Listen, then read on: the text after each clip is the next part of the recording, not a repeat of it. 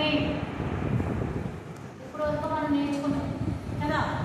But in Java public static void main s capital string so void main place కి అంతా రాయాలి. So ఈ code అంతా కూడా నువ్వు మెయిన్ ఫంక్షన్ లో పెట్టుకో. జావాలో outside of the class methods రాయొచ్చా? everything we should write in class only, even main method also. So again class, here we should write a class name. So it is a what are it name? Okay, related to the program. So class. So మనం చెప్పాం కదా class లో madam వీళ్ళు variables methods ఉంటాయన్నారు.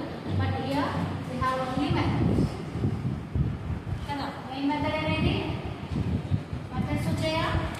But variables ఉన్నాయా? లేదు. It is not necessary.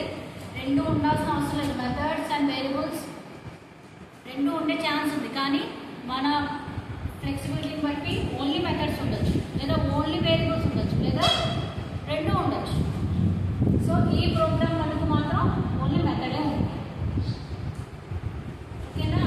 So main method మనకి automatic execute అవ్వాలి కాబట్టి we use static without. So ఇక్కడ ఏం చెప్పాం? క్లాస్లోకి ఎంటర్ అవ్వాలని అంటే ఫస్ట్ ఎంటర్ అవ్వాలని అంటే we need a object. Object లేకపోతే క్లాస్లోకి ఎంటర్ అవ్వలేమని చెప్తున్నాం. మళ్ళీ ఈ క్లాస్లోకి ఎంటర్ అవ్వాలన్న ఆబ్జెక్ట్ కావాలిగా, ఇది కూడా క్లాసే కాదు. కానీ వితౌట్ ఆబ్జెక్ట్ ఎగ్జిక్యూట్ అవ్వడానికి we use a static keyword. So static keyword use చేసామనంటే దాని రూల్స్ అండ్ రెగ్యులేషన్స్ ఉండవు. సో స్టాటిక్ అని ఏ మెథడ్ మీద ముందైతే ఉంటుందో ఆ మెథడ్ని స్టాటిక్ మెథడ్ అనుకుంటుంది. ఆ మెథడ్ని ఫస్ట్ ఎగ్జిక్యూట్ చేసేస్తాం. అందుకోసం మనం స్టాటిక్ అని వాయిడ్ మెయిన్ ఉంది, స్టాటిక్ అని యూజ్ చేస్తాం. ఓకే? సో ప్రోగ్రామ్ ఇలా కన్స్ట్రక్ట్ చేయాలి.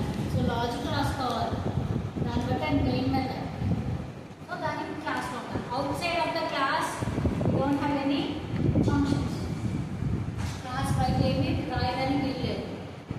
సో క్లాస్లోనే రాయాలి. జనరల్గా మనం ఇలా ఈ ప్లేసెస్ కనిపిస్తే దాన్ని ఏమంటాం? ఫంక్షన్ అని చదువుతాం. కానీ జావాలో దాన్ని ఏం చేస్తాం? మెథడ్ అని చదువుతాం. ఎందుకని? క్లాస్లో రాసే ఫంక్షన్స్ని మెథడ్స్ అని చదవాలి. ఈ ఫంక్షన్ ఎక్కడ ఉంది? క్లాస్లోనే ఉంది. ఇలా క్లాస్ ఓపెన్ కదా, క్లాస్లోనే కదా ఉంది ఫంక్షన్. కాబట్టి ఫంక్షన్కి ఏమని చదవాలి? మెథడ్ అని చదవాలి. అది క్లాస్ ఎండ్ కదా. ఇది బయట రాసాం అనుకోండి ఇదే మెథడ్ని, అప్పుడు ఏమని చదవాలి? ఫంక్షన్ అని చదవాలి. అవుట్ సైడ్ క్లాస్ రాస్తే ఏమని చదవాలి? ఫంక్షన్. ఇన్సైడ్ క్లాస్ రాస్తే ఏమనాలి? మెథడ్. సో లక్ ఏంటంటే out side of the class మనం ఏ మెథడ్ ఫంక్షన్స్కి రాయడానికి ఛాన్స్ లేదు. కాబట్టి there is no functions in Java, only